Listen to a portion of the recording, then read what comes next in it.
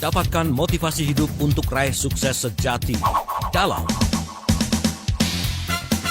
Smart Motivation. Smart Motivation bersama tim Eloy Jaluku dari Capstone Asia Servitama dan CSA. Selamat mengikuti. FM Business Inspiration, selamat malam Smart Listeners, apa kabar Anda di seluruh pelosok Nusantara, utamanya bagi Anda yang bergabung di 6 kota besar di Indonesia dan juga buat Anda yang tergabung dan mendengarkan kami lewat live streaming dan juga radio konvensional. Tetap berhati-hati jika Anda sedang dalam perjalanan dan jaga jarak aman berkendara di depan dan juga di belakang Anda. Walaupun malam, kita harus punya semangat dan juga motivasi yang kami hadirkan dalam program Smart Motivation. Nah, kali ini special edition bersama dengan, saya kenal beliau tuh udah lama banget, nggak ketemunya juga udah lama banget, tapi beliau sekarang hadir untuk memberikan banyak sekali fantasi-fantasi Anda sebagai seorang leader. Nah, tema kita adalah The Leader Fantasy bersama dengan seorang CTMers, Sales Warrior Trainer, Lead Enabler, kemudian juga Six Sigma Black Belt, dan Senior Leader at Multinational Company. Saya sambut langsung Pak Dwi Sapta S. Brata CTM atau yang akrab disapa Pak Dewo. Selamat malam Pak Dewo. Selamat malam Mas Daril, semangat pagi, yes. Kita ketemu lagi, ini udah lama bener ya Mas Daril ya? Betul, berapa tahun ya? 2 tahun lebih ya kita nggak ketemu ya? Kita boleh magung bersama Mas Daril, terima kasih Mas Daril. Gimana, sehat ya Pak Dewo ya? Alhamdulillah semuanya sehat. Luar biasa. Walaupun situasi lagi pancaroba ini, jadi hati-hati juga kita. Betul, jaga kesehatan itu hal yang paling penting karena investasi lahir batin ya. Betul sekali. Oke Pak Dewo, terima kasih waktunya sudah meluangkan waktu malam hari ini. Kita akan bicara masalah fantasi sih sebetulnya ya, karena banyak para leader yang juga mungkin punya keinginan, punya angan-angan, punya satu hal yang di luar kemampuan mereka, sehingga ini penting untuk kita bahas. Tapi mungkin sebagai sebuah elaborasi awal, Pak Dewo, boleh nggak kira-kira saya menanyakan 2 hal dulu nih sebagai sebuah bentuk elaborasi. Kenapa kok The Leader of Fantasy sebagai judul kita malam hari ini? Dan yang kedua, apa sih sebetulnya Leader Fantasy itu sendiri? Silakan Pak Dewo. Sebenarnya tadi Mas Dari udah bagus sekali menyampaikannya Mas Dari. Jadi kadang-kadang kita itu sebagai seorang leader mempunyai fantasi-fantasi yang berbeda dengan kenyataan. Nah, kita juga harus membumi dong, kira-kira kan gitu Mas Dari. Jangan sampai kita terbawa-bawa dalam fantasi dan akhirnya kita nggak performing. Nah, kalau kita berbicara mengenai fantasi, ini kenapa saya pilih kata fantasi? Fantasi itu kan khayalan, dunia fantasi. Kita bicaranya asalkan dunia fantasi, katanya dunia penuh imajinasi, dunia penuh khayalan. Jadi fantasi tentu bukan fakta. Nah, kita akan mencoba mengelaborate nanti Mas Darel beberapa hal. Sebenarnya ada banyak sekali item-item yang kita anggap sebagai fantasi dari seorang leader. Mudah-mudahan kita bisa ambil 2-3 pada malam hari ini, sudah bagus. Nanti bisa kita sambung di lain waktu. Tapi intinya kira-kira seperti itu, Mas Dali. Kita juga harus menyadari bahwa di dalam dunia yang nyata itu kadang-kadang tidak seindah yang kita bayangkan. Dunia nyata tidak sama dengan apa yang kita khayalkan. Dan kita pada akhirnya harus membumi, menghadapinya, supaya kita tidak tersesat di sana. Alangkah baiknya kalau kita dari awal sudah mengetahuinya, atau dari awal kita sudah menyadari, oh iya ternyata di dunia ini ada hal-hal yang sifatnya fantasi, ada juga yang realita. Kira-kira gitu Mas Ari. Oke. Ini sebenarnya kisahnya itu sama dengan analogi risiko ya Pak Dewo ya. Risiko itu kan nggak bisa dihilangkan, nggak bisa dihindari, tapi paling tidak bisa dimitigasi ya Pak Dewo. Betul, exactly. Oke, baik. Saya nggak tahu kira-kira apa fantasi Anda sebagai seorang leader. Apakah mungkin harus selalu mencapai target untuk Anda leader yang bergerak di bidang sales dan juga marketing, atau masih banyak lagi? Tapi kira-kira begini Pak Dewo.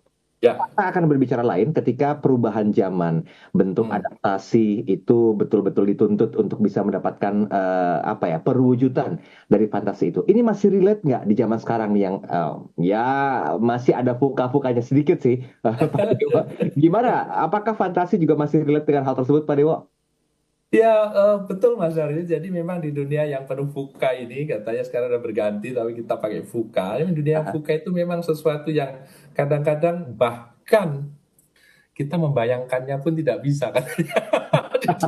Iya, iya, betul, betul. Saking susahnya, saking membingungkannya, sehingga kadang-kadang kita membayangkannya pun tidak bisa bahkan kalau kita berbicara dengan Fuka. Tetapi at any cases, tetap saja seorang leader itu mempunyai fantasi-fantasi, mempunyai kayalan-kayalan, mempunyai angan-angan yang menurut mereka seorang leader itu seharusnya begini, kan gitu kira-kira. Ya, Nah, itu sebenarnya kuncinya di situ, bahwa seorang leader punya angan-angan, punya bawaan, oh seorang leader itu seharusnya kayak gini dong, kayak kira-kira seperti itu. Nah, fantasi-fantasi seperti apa yang perlu kita highlight malam hari ini? Nah, ini akan kita diskusikan, Mas Ariel. Oke, baik, baik. Kita nanti mengundang Anda untuk berinteraksi, silakan di 0812 11 12 959. Apa saja sih sebetulnya fantasi-fantasi Anda, para leader di luar sana yang malam hari ini mendengarkan kami, baik lewat radio konvensional atau tap mobil, bahkan begitu juga lewat live streaming, dan juga bisa Anda dengarkan audio visualnya langsung di kanal YouTube Smart FM. Jadi jangan lupa bagi Anda yang menyaksikan kami di kanal YouTube, berkenan Smart Business untuk like dan juga subscribe, dan juga berkomentar ya. Saya butuh spill sedikit nih biar ada gambaran lebih kuat lagi tentang leader fantasy. Kira-kira boleh nggak dikasih beberapa case yang mungkin dengan tema kita di sesi pertama ini? Silakan Pak Dewo. Baik, mungkin yang pertama yang saya sangat senangi untuk kita highlight adalah fantasi seorang leader itu atau leader itu berkhayal, berfantasi bahwa all are green. Semuanya kelihatan hijau. Semuanya harus hijau. Kira-kira maksudnya apa? Kalau saya berbicara mengenai seorang leader, kalau saya kalau Mas Daril nih sebagai seorang leader, pengennya target tercapai nggak? Pasti pengen tercapai. Kalau pengen tercapai berarti leading indikatornya hijau. Seorang leader pengen punya banyak masalah atau tidak? Enggak dong. Pasti kita pengennya nggak banyak masalah, semuanya smooth, nggak ada yang kuning, nggak ada yang merah, semuanya hijau. Jadi kadang-kadang fantasi kita berbicara mengenai situasi di mana kita mengharapkan semua anggota tim kita bekerja dengan baik, semuanya berjalan dengan mulus. Ketika mereka mengupdate setiap minggu atau setiap bulan, semua KPI-nya, Key Performance Indicator-nya semuanya kelihatan hijau. Dengan seperti itu maka kita happy, kita merasa nyaman, kita merasa secure. Padahal kenyataannya tidak seperti itu. Kenyataannya tidak hijau, atau kalaupun semuanya hijau, itu mungkin juga tidak sebagus yang kita bayangkan. Artinya kalau semuanya itu sebenarnya kita bertanya-tanya, benar nggak nih semuanya hijau ini? Kan seorang leader kita pengennya, atau kalau saya pernah di-hire Mas Daril, pindah dari satu perusahaan ke perusahaan yang lebih kecil. Tadinya perusahaan yang besar, kemudian ke perusahaan yang lebih kecil. Saya masuk ke sana, kemudian saya mendapati, aduhai banget ini ceritanya. Karena apa? Ternyata permasalahannya banyak sekali, hampir di semua sektor ada permasalahan. Kemudian saya berpikir, gile ini. Kalau saya tahu kondisinya seperti ini, saya nggak akan terima ini. Padahal yang terjadi apa Mas Adi? Sebenarnya ketika kita di-hire, sebenarnya kita memang akan dihadapkan pada masalah itu dan kita diminta untuk menyelesaikan masalah itu. Jadi ketika kita berbicara saya inginnya semua green, ketika kita masuk di dunia nyata sebagai seorang leader, not at all. Tidak ada yang semuanya green. Pasti ada yang kuning, pasti ada yang merah. Nah, ini fantasi seorang leader yang kita mau elaborate salah satunya Mas Daril. Oke. Yang berikutnya, Pak Dewo, apa kira-kira gambar dan bentuk fantasi para leader lagi? Kayaknya skillnya satu dulu, ini kita elaborate dulu kali ya. Boleh, silakan. Saya ikut alurnya spill dari Pak Dewo deh. Siap. Teman-teman sekalian, jadi kadang-kadang di dalam dunia ini tidak semuanya green. Dan saya katakan kalau itu semuanya green, sebenarnya tanda tanya. Ada satu cerita teman-teman sekalian. Ini saya ambil case-nya namanya Alan Mulally. Kalau teman-teman familiar, Alan Mulally itu salah seorang CEO dari Ford Motor di Amerika sana. Ya kan? Dan Alan Mulally itu background-nya adalah bukan orang industri otomotif. Dia background-nya adalah dari Boeing. Ketika dia ditunjuk untuk menjadi CEO ke Ford itu, dia background-nya sebenarnya seorang engineer di Boeing. Kemudian masuk ke dalam Ford, menjadi salah satu CEO pertama yang tidak mempunyai nama family name Ford, jadi dari luar family name. Karena apa? Dia dipanggil pada saat itu Ford kondisinya sangat tidak sehat, dan dunia otomotif di Amerika pada saat itu, industri otomotif juga sedang dalam situasi yang lesu, dalam situasi yang gonjang-ganjing. Dia kalau misalnya dilanjutkan apa yang dilakukan sekarang itu, proyeksi dari financial reporting mereka, proyeksinya akan rugi 17 miliar dolar pada waktu itu. Saham dari Ford pada saat itu $1. Seharga semangkok bakso pun nggak nyampe pada saat itu. Alan Mulally masuk di sana pada saat itu sebagai seorang outsider karena dia bukan dari industri otomotif. Kemudian beliau menyampaikan pada timnya, oke, kita lakukan business review meeting. Nah, setiap hari Kamis dia melakukan business review meeting. Kemudian meeting yang pertama semua senior leader diundang, kemudian mereka menyampaikan masing-masing, ada kurang lebih sekitar 300-an matriks, 300-an KPI di sana. Semuanya dijelaskan satu persatu sampai 300 halaman itu oleh masing-masing pihak, dari sales ada, dari marketing ada, dari operation ada, mungkin dari maintenance dan seterusnya. Pokoknya semua datang dan semua menjelaskan, ini loh metrik yang kita bikin. Jadi metriknya adalah ini metrik ya, dari sales ini sampai 300. Tentu seorang yang baru di di industri itu, tentu dia juga nggak ngerti amat sebenarnya. Tapi oke, saya menangkap beberapa item yang mungkin saya akan bisa pakai untuk ini saya. Tahan sebentar. Tahan sebentar Pak Dewo. Ini ceritanya menarik nih. Orang yang tidak tahu apa-apa, outsider, masuk dalam sebuah perusahaan besar, ditantang untuk coba memecahkan berbagai macam permasalahan.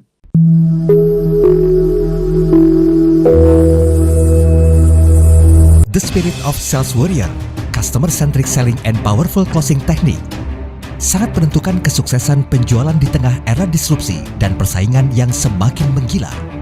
Saatnya Anda dan tim penjualan dilatih menjadi sales warrior selama 55 jam non-stop untuk mencapai hasil 10 kali lebih banyak.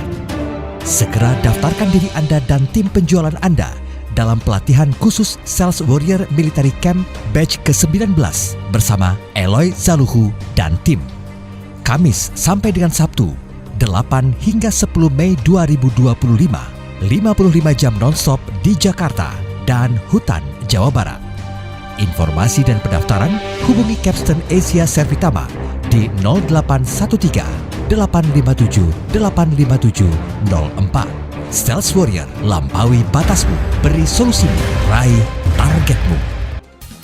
Baik, terima kasih Anda masih bersama kami dalam program Smart Motivation bersama dengan tim dari Pak Eloy Zaluhu. Dan hari ini hadir berkenan ada Pak Dwi Sapta S. Brata CTM atau yang akrab disapa Pak Adewo. Beliau adalah CTMers pastinya, Sales Warrior Trainer dan Leap Enabler, Six Sigma Black Belt dan Senior Leader at Multinational Company. Tema kita agak-agak sedikit nakal dalam tanda petik ya hari ini ya. Itu tentang sebuah fantasi. Banyak sekali keinginan-keinginan yang mungkin bisa terwujud dengan catatan ada dukungan, ada support dari tim kita. Nah, itu tidak bakal menjadi sebuah fantasi, tapi akan menjadi sebuah kenyataan. Nah, permasalahannya, apakah mungkin seorang leader hanya bisa bergerak sendiri saja untuk mewujudkan yang konon kabarnya fantasi? Ini kita lagi belajar dari kisah sukses seorang Alan Mulally yang mengawali karirnya sebagai CEO di Ford. Dan notabene dia adalah seorang outsider. So, gimana? It's your time, Pak Dewo. Silakan. Oke, saya lanjutkan. Tadi kan saya sampaikan di minggu pertama hari Kamis, kemudian mereka meeting, mereka menyampaikan, dia coba capture beberapa item, tapi ada satu hal yang dia sampaikan di akhir dari meeting tersebut. Teman-teman sekalian, it's good. Saya sangat senang teman sekalian mempresentasikan semua ini, bapak-bapak sekalian, ibu sekalian, mempresentasikan semuanya para leader. Boleh saya minta satu permintaan, kata dia. Minggu depan, setiap matriks itu tolong dikasih warna, katanya. Kalau misalnya semuanya oke-oke saja, on the right track, maka warna hijau. Kalau ada sedikit masalah sana-sini, tetapi more or less kita sudah punya gambaran untuk menyelesaikan dan kita sudah punya solusi walaupun belum sepenuhnya terselesaikan, kasih warna kuning. Tetapi kalau ada di metrik itu ternyata ada masalah yang kita sama sekali tidak punya clue. I have no clue, you have no clue. Kita bingung, kita nggak ngerti, blank, kasih warna merah. Nah, kan kira-kira gitu. Oke, semuanya pulang. Minggu depannya, minggu kedua meeting, kira-kira warnanya yang Mas Daril harapkan apa ini Mas Daril kira-kira? Hijau semua maunya. Hijau semua ya. Dan itu yang terjadi Mas Daril. Semua karyawan, semua senior leader itu menyampaikan semuanya hijau. Tetapi yang diharapkan oleh Alan Mulally bukan hijau semua. Karena apa? What the hell it is katanya. Apa yang terjadi di perusahaan ini? Perusahaan mau bangkrut. Kira-kira proyeksinya akan rugi 17 billion US dollar, 17 miliar US dollar. Dan you report semuanya warnanya hijau. Mungkin nggak katanya. Ini sesuatu yang aneh menurut Alan Mulally. Tapi tentu dia tidak mengatakan secara ini karena dia ingin membangun tim yang baik. Jadi disampaikan oke, good semuanya. Disampaikan tolong, disampaikan lagi tolong. Kalau memang ada masalah berikan warna kuning. Kalau belum ada penyelesaian belikan warna merah. Minggu depannya hijau semua. Katanya. Jadi 17 billion rugi kita rencananya. Kalau kita rencana kita hanya melakukan seperti yang kita lakukan sekarang, kita do nothing different, 17 billion. Come on, semuanya masih hijau. Sampai minggu ke-8 masih hijau semua. Minggu ke-9 baru ada satu orang yang namanya Mark, yang dia adalah responsible untuk manufacturing di Kanada, manufacturing facility di Kanada. Dia memberikan satu warna merah pada minggu ke-9. Kemudian Alan mengatakan, yes, kita dapat warna merah. Tell me more. Katakan kepada saya apa yang terjadi dan apa yang menjadi masalah. Kemudian jelaskan masalahnya ini ada bottleneck karena permasalahan ini itu dan seterusnya. It's good to hear that information. It is good untuk tahu ada permasalahan. Let's discuss. Kita tahu bahwa hari ini tidak mungkin menyelesaikan masalah ini karena forumnya bukan forum untuk menyelesaikan masalah. Tapi at least kita bisa mulai menyampaikan permasalahannya. Oke, kemudian disampaikan, bubar. Apa yang ada di benak para leader yang lain? Kira-kira Mas Daril. Minggu depan bakalan warna-warni atau tetap hijau kira-kira? Feeling saya sih bakal warna-warni ya, karena kebuka pintu. Warna-warni. Ternyata nggak begitu, Mas. Jadi pikiran para leader ini, mereka berpikir, gila ini Smith, ini jangan-jangan apakah dia udah bosen sama sama posisi dia ya, udah pengen resign kali ya, kasih warna merah. Kira-kira yang di benak anak para leader yang lain seperti itu. Yang lain bilang, kita coba lihat minggu depan dia masih sama-sama dengan kita nggak ya? Karena ngasih warna merah. It's not good katanya. Jadi merah adalah lambang kita gagal kan. Jadi yang pikiran para leader yang lain itu adalah, kita lihat apakah dia nanti masih akan ada di sana apa enggak ini. Kita lihat bagaimana yang apakah dia akan dipecat atau tidak dan seterusnya.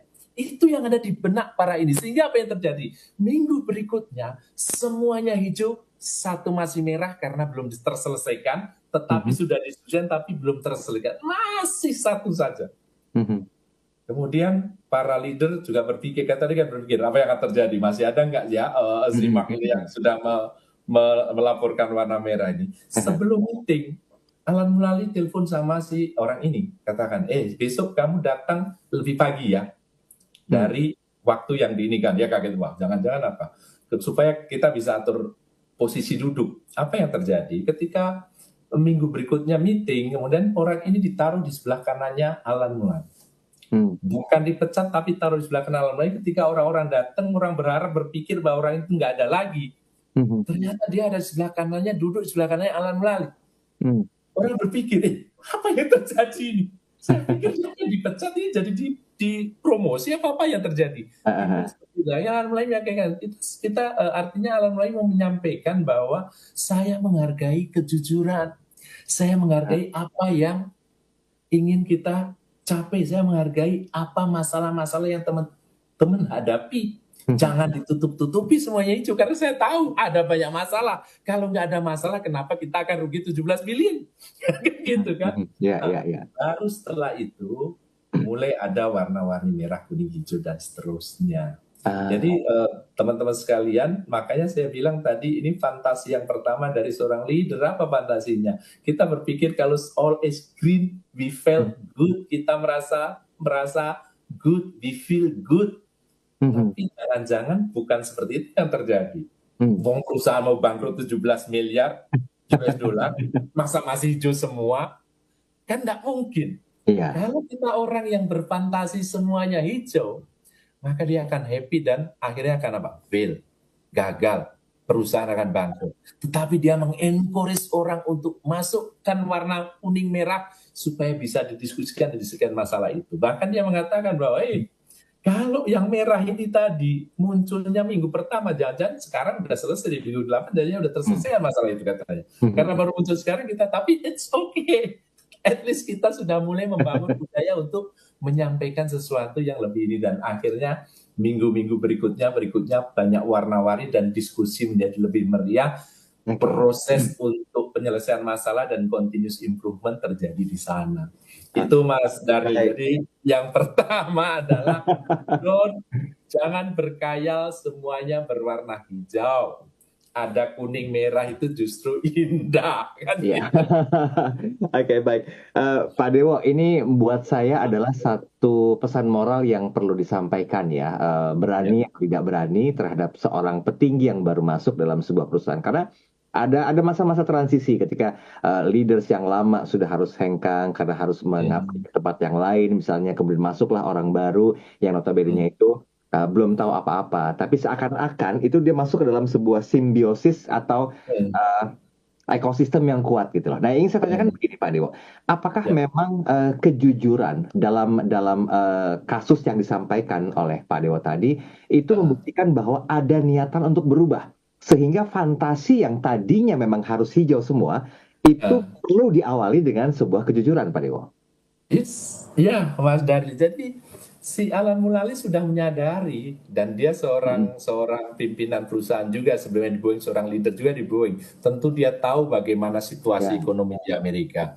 Dia tahu bagaimana kondisinya Ford. Jadi dia merasa bahwa seharusnya akan ada banyak masalah yang dihadapi. Sehingga ketika dia mengatakan semuanya menunjukkan green, there is something wrong. Dan terutama apa?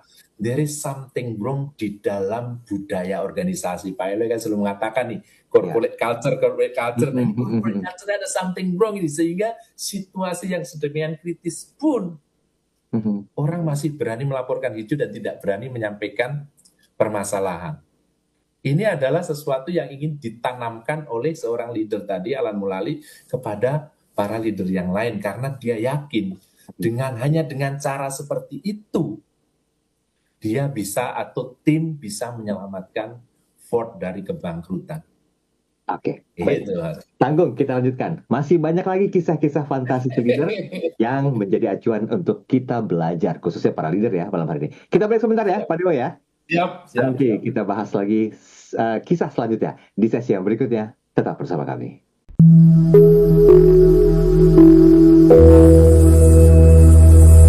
Apakah menjadi trainer, motivator, coach, and consultant merupakan impian terdalam yang ingin Anda wujudkan saat ini? Eloy Zaluhu, founder and master teacher of TML, Theocentric Motivation and Leadership, kembali memberikan kesempatan kepada 25 orang terpilih untuk menjadi Certified Theocentric Motivator Batch 7 tahun 2025. Jadilah Theocentric Motivator and Professional Sales Trainer dengan konsep pelatihan yang menggabungkan pemahaman spiritual dengan ilmu motivasi dan strategi penjualan yang tepat. Dilatih secara langsung oleh Master Teacher Eloy Zaluhu, dapatkan sertifikat dan legalitas untuk mengajarkan materi pelatihan Theocentric Motivation and Rave Sales Principles di seluruh Indonesia dengan peluang penghasilan hingga 25 juta rupiah per satu hari training bahkan lebih. Pelatihan dilaksanakan pada hari Jumat dan Sabtu, 19 sampai 20 September dan 26 sampai 27 September 2025. Ayo, dapatkan penawaran khusus terbatas hanya untuk batch 7 tahun 2025. potongan hingga 50% dari investasi normal. Syarat dan ketentuan berlaku. Segera daftarkan diri Anda di 0813 983 981 27. Sekali lagi 0813 983 981 27. Kesempatan terbatas. Be the next certified theocentric motivator and sales warrior trainer.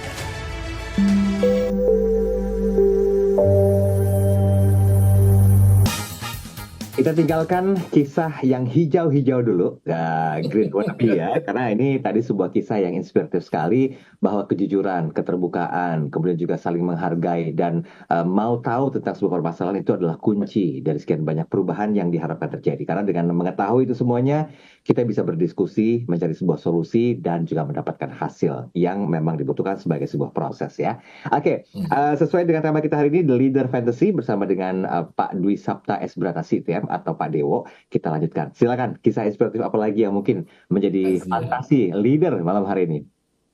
Oke, ini ada kisah yang lain. Sebenarnya ini adalah sebuah penelitian, Mas Haril, tapi boleh diartikan sebuah kisah kita akan ceritakan.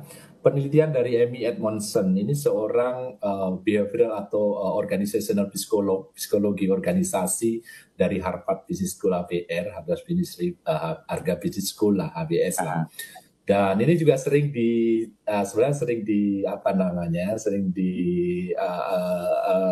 menjadi reference dari Pak Eloy juga gitu ya, Amy Edmondson. Nah, Amy Edmondson itu melakukan penelitian tentang organisasi tentu karena dia memang bidangnya di situ spesifiknya. Dan spesifiknya dia melakukan satu penelitian di rumah sakit. Dia ingin meneliti sebenarnya organisasi atau tim seperti apa sih yang dianggap sebagai tim yang paling berhasil atau tim yang performing well itu seperti apa sih karakteristiknya gitu. Ini terkait di rumah sakit. Di rumah sakit kan ada banyak bidang ya, ada yang bidang UGD mungkin, ada yang bidang macam-macam lah, ada yang bidang mungkin terkait dengan persalinan, terkait dengan macam-macam. Di mana di situ akan banyak sekali ditemui atau dihadapi hal-hal yang sifatnya emergensi, sifatnya kritis, sifatnya darurat dan seterusnya. Nah, seorang leader yang baik tentu dia harus bisa mengelola semua kondisi darurat itu dan akhirnya berhasil. Dan memang benar berdasarkan penelitian dari Edmondson itu, siapapun yang dianggap sebagai timnya itu berhasil, ternyata leadernya memang menunjukkan sifat seperti itu. Jadi dia bisa mengelola situasi-situasi krisis, situasi darurat itu dengan baik, bisa mengorganize timnya pada saat situasi yang sangat genting itu dengan baik sehingga bisa mendeliver. Itu tentu bukan sesuatu hal yang aneh. Bukan sesuatu hal yang yang itu adalah hal yang normal. Sebuah tim yang hebat dipimpin oleh seorang leader yang hebat dan mereka melakukan semuanya itu. Tapi ada satu hal yang pada awalnya membuat Amy Edmondson juga kaget. Karena apa? Secara konsisten di setiap leadership atau di setiap organisasi, di setiap tim yang hebat itu, justru di sana ditemukan laporan insiden, laporan kesalahan, laporan error dalam melakukan kegiatan itu. Tentu bukan error yang mematikan dan sebagainya. Kesalahan-kesalahan yang dilaporkan di situ justru yang paling tinggi dibandingkan dengan tim-tim atau organisasi-organisasi yang less performing. Loh, ini gimana itu ini? Tim organisasi yang the best performing, leadernya bagus, mengelola kondisi darurat dengan baik, tetapi di sisi lain organisasi yang sama yang bagus ini justru laporan mengenai errornya paling tinggi. Oke. Ini yang membuat awal-awalnya membuat ini bingung, ini something anomali nih, kenapa terjadi? Ya toh? Tetapi ternyata behind itu Amy Edmondson menemukan bahwa justru ketika orang itu menyampaikan error, mengadmit bahwa ini ada kesalahan, bahwa ini ada sesuatu yang kurang pas, ada sesuatu yang bisa diperbaiki lebih baik, ada sesuatu yang dilakukan lebih baik, dan mereka melaporkannya. Organisasi itu belajar, semuanya belajar. Oh, ternyata ini kemarin ini seharusnya kita begini, ke depan saya nggak mau begini. Nah, di organisasi atau di tim yang less performing tadi, mereka tidak menemukan itu karena apa? Karena mereka nggak melaporkan. Jadi rendah bukan karena mereka bermain bagus, tetapi karena mereka takut untuk melaporkannya. mereka tidak nyaman untuk melaporkannya, sehingga akhirnya tidak ada pembelajaran dan hal itu mungkin akan terjadi hari ini terjadi pada si anggota tim A karena nggak pernah di-sharing, besoknya anggota tim B melakukan kesalahan yang sama dan seterusnya, akhirnya seperti itu dan akhirnya mereka underperforming, timnya tidak performing. Jadi ketika kita berbicara tim yang performing, ternyata ada salah satu hal yang notabene sedikit anomali di mana apa? Tim yang performing ternyata tim yang melaporkan kesalahan, melaporkan area yang perlu diimprove lebih banyak daripada yang tidak. Ini fantasi yang kedua ini Mas Dadi. Jadi fantasi yang kedua, orang berpikir seorang leader, oh kalau seorang yang high performing itu tentu tidak ada kesalahan. Tentu semuanya perfect. No. Justru dari kesalahan itu mereka belajar. Pertanyaannya adalah bagaimana kita membuat tim itu, anggota tim itu berani untuk menyampaikannya. Kan kuncinya seperti di situ. Nah, disitulah akhirnya Amy Edmondson itu menyampaikan suatu konsep yang dinamakan psychological safety. Apa tuh? Psychological safety, aman secara psikologis kalau dalam bahasa terjemahan sehari-hari gitu. Tapi maksudnya apa? Maksudnya adalah orang itu mau menyampaikan, melaporkan kesalahan, melaporkan ini, mengadmit, mengakui kesalahan itu, kalau secara psikologis mereka merasa aman, merasa nyaman. Jadi physical safety adalah suatu kondisi, suatu situasi, suatu keadaan di mana organisasi itu, di dalam organisasi itu, setiap anggota timnya itu berani menyampaikan sesuatu, I am wrong, berani menyampaikan sesuatu, saya salah, berani menyampaikan sesuatu, seharusnya saya bisa lakukan lebih baik dengan cara begini. Kalau di dalam organisasi itu ada yang namanya psychological safety tadi. Ada suatu kondisi di mana orang itu aman. Aman dari mana? Ya tidak dibully lah, mungkin tidak dipecat seperti Alan Mulali tadi. Yang pertama juga sama toh. Ketika si satu orang memberikan warna merah, teman-temannya, kolesnya, peer-nya, leadership yang lain mengatakan, lu udah bosen dengan posisimu. Kita lihat minggu depan dia masih ada enggak? Itu kan sesuatu yang menakutkan, konsekuensi atau risiko yang menakutkan. Nah, ketika orang itu berani mengambil risiko dan itu tidak menakutkan buat mereka, maka organisasi itu psychologically, secara psikologis safe, aman bagi mereka. Dan ketika situasi seperti itu terjadi, tim yang high performing tadi, orang-orangnya mau menyampaikan kesalahannya sehingga report kesalahannya justru tinggi. Tetapi dari kesalahan yang dilaporkan itu mereka belajar dan akhirnya mereka bisa memperbaiki diri dan menjadi outperform dibanding dengan organisasi atau dengan tim-tim yang lain. Key-nya adalah bahwa ketika kita melihat banyak kesalahan yang muncul, itu bukan berarti kita harus sedih, tapi kita bisa belajar dari sana. Khayalannya adalah organisasi yang baik adalah organisasi yang berhasil, yang performing adalah organisasi yang risk free atau organisasi yang error free, tetapi kenyataannya banyak error, tetapi mereka belajar dari sana. Itu imajinasi atau kekhayalan yang kedua itu Mas. Sebentar. Saya coba meng-counter dengan sebuah pertanyaan nih, Pak Ibu ya.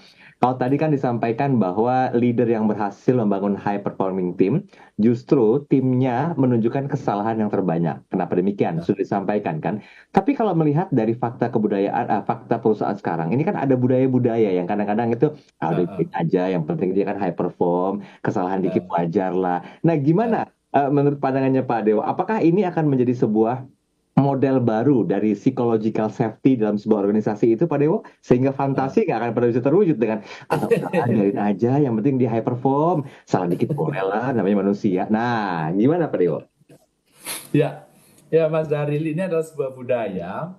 Tentu bukan berarti bahwa leader ini menjadi seorang yang bersikap nice leader, artinya bersikap manis, ingin membahagiakan semua orang, menyenangkan semua orang. Bukan seperti itu, bukan berarti bahwa selamat ya, lu sudah membuat perusahaan kita hampir bangkrut. Tentu bukan begitu.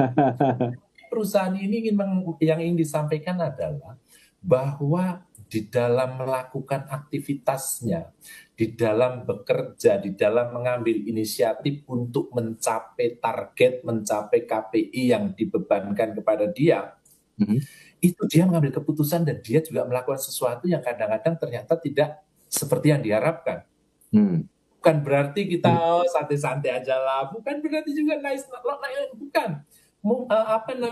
Esensinya adalah bahwa kita harus tahu, bahkan kalau saya sebagai seorang leader, ketika saya merencanakan sesuatu, memplanningkan sesuatu, dan saya mengambil keputusan, saya tahu bahwa keputusan ini tidak 100% dijamin akan berhasil, betul nggak? Ya, betul. Kalau setiap keputusan saya itu dijamin akan berhasil, berarti saya orang hebat, saya nggak perlu bekerja lagi, saya menjadi fortune teller aja. Udah jadi kaya raya, tetapi memang di dunia seperti itu, jadi selalu ada risiko. Kita mencoba untuk memitigasi risiko, yes, tetapi in many cases ketika kita mencoba sesuatu pasti ada yang kurang, pasti ada yang error dan seterusnya. Itu yang dimaksud dengan bagaimana kita mencoba untuk terbuka bahwa kita melakukan. Tetapi kalau kita melakukannya dengan ngawur, yaitu bukan dalam konteks psychological safety tadi, itu bukan seperti itu, bukan organisasi sehat, dan kita tidak mengharapkan seperti itu tentu Mas Daryl. Jadi yang kita harapkan adalah bahwa mereka at certain level, yes we know we will make an error. Setiap orang akan membuat error, bahkan saya sebagai orang leader pun ketika saya mengambil keputusan, saya tidak bisa memastikan bahwa apa yang saya putuskan itu 100% pasti akan berhasil. Bisa jadi kita gagal, bisa jadi di tengah jalan harus dimodifikasi, bisa jadi di setengah jalan ada permasalahan dan dari sana kita belajar, akhirnya kita berhasil. Itu adalah bagian dari proses. Dan kita harus admit, kita harus embrace itu, kita harus rangkul bahwa memang ada hal-hal seperti itu. Tetapi jangan juga itu dimanfaatkan menjadi, kalau begitu supaya psychologically safe, saya harus nice kepada semua orang, ada kesalahan, oke, enggak apa-apa. Bukan seperti itu. Kita juga tetap harus menjalankan proses secara sehat, hanya saja bahwa ada kesalahan-kesalahan, ada kekurangan-kekurangan, ada hal-hal yang perlu diperbaiki, itu pasti terjadi di dalam proses bisnis yang kita hadapi. Dan itu adalah bagus kalau semua orang berani admit untuk membukanya, dan barangkali ada bantuan dari orang untuk menyelesaikan, atau minimal kita tahu dan kita belajar dari sana. Oke, baik, nice. Kita break sebentar ya. Sambung lagi, tinggal satu sesi terakhir. Nah, bagaimanakah fantasi para leader yang berikutnya? Kami bahas setelah yang berikut ini.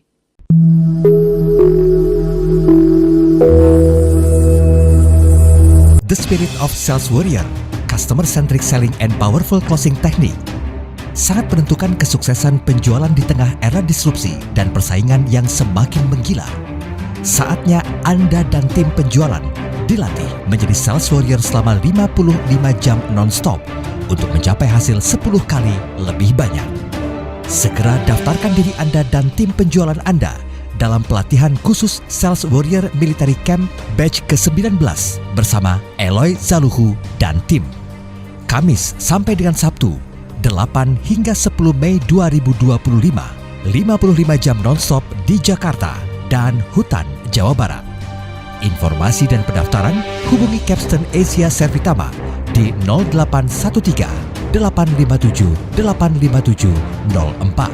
Sales Warrior, lampaui batasmu, beri solusimu, raih targetmu. Baik, sesi terakhir dalam program Smart Motivation bersama dengan tim Pak Eloy Zaluhu, dihadirkan oleh Pak Dwi Sapta S. Brata CTM atau Pak Dewo. Beliau adalah CTM, Sales Warrior Trainer. Beliau juga seorang Leap Enabler, Six Sigma Black Belt, dan juga Senior Leader at Multinational Company pastinya. Tema kita adalah The Leader Fantasy ya. Wah, ngomongin masalah fantasi nih.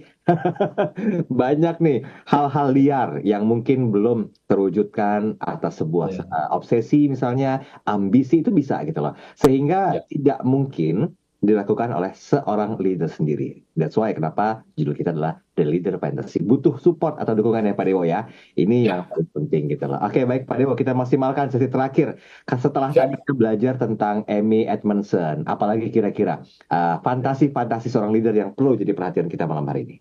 Ya, sambil berbicara fantasi ketiga keempat, di sesi terakhir ini saya ingin juga menyampaikan terus bagaimana caranya. We know ada psychological safety. Kita tahu ternyata orang-orang harus didorong untuk menyampaikan secara terbuka kalau ada hal-hal yang mengganjal, ada hambatan dan ada permasalahan, gitu. Nah, kemudian caranya bagaimana? Orang kadang-kadang mengatakan, saya udah minta loh Pak, sebagai seorang leader saya udah membuka loh Pak, saya udah sampaikan loh Pak. Ingat tadi Alan Mulally apa yang terjadi? Dia udah sampaikan sampai 8 minggu, nggak ada yang kasih warna. Semuanya hijau. Jadi menyampaikan saja tidak cukup. Seorang leader kadang-kadang berpikir ketika dia sudah menyampaikan atau berkhayal, berfantasi, ketika itu sudah disampaikan, berarti sudah selesai tugas mereka dan pasti jalan. No. Ini adalah berbicara mengenai culture, budaya organisasi kalau Pak Eloy sampaikan. Dan kalau kita berbicara budaya organisasi itu tidak bisa dibentuk dalam satu malam. Alan Mulally butuh sampai minggu ke-9 baru ada satu orang yang memunculkan warna merah dan kemudian di-encourage terus, di-echo terus, akhirnya menjadi berwarna-warni dan itu menjadi bagian dari proses untuk penyelesaian permasalahan di Ford. Satu hal, pada saat Alan Mulally turun dari jabatan sebagai CEO, posisi perusahaan itu untung 7M instead of rugi 17M dan sahamnya naik dari $1 menjadi $17 pada saat itu. Dengan cara yang seperti itu tadi dia lakukan. Nah, sekarang bagaimana caranya Mas Daryl kalau kita ingin menyampaikan itu? Kuncinya ya tetap seperti yang selalu disampaikan oleh Pak Eloy. Trust. Jadi kita harus membangun trust. Kita tidak hanya ngomong doang, tetapi kita harus membangun trust bahwa saya percaya, bahwa orang itu percaya kepada saya tidak akan menyakiti dia, saya tidak akan membuat dia malu. Dan yang kedua, respect. Trust and respect. Ketika trust berbicara artinya apa? Saya sebagai seorang anggota tim berani untuk ngomong. Itu trust. Saya percaya saya bisa ngomong dengan aman. Tetapi yang kedua respect. Ketika dia ngomong, kemudian udah berani ngomong, nih kemudian yang lain berbicara ditembakin gitu. Lu gimana sih? Begini aja gak bisa. Masa pertanyaannya kayak gitu? Itu juga akan membuat dia down kembali dan budaya tidak akan terbentuk. Jadi trust and respect. Bagaimana kita merespek orang yang menyampaikan pandangan itu. Nah, supaya kita membangun trust sebagai seorang leader bagaimana? Nah, ini yang keempat, ini apa namanya, fantasi yang keempat Mas Daryl.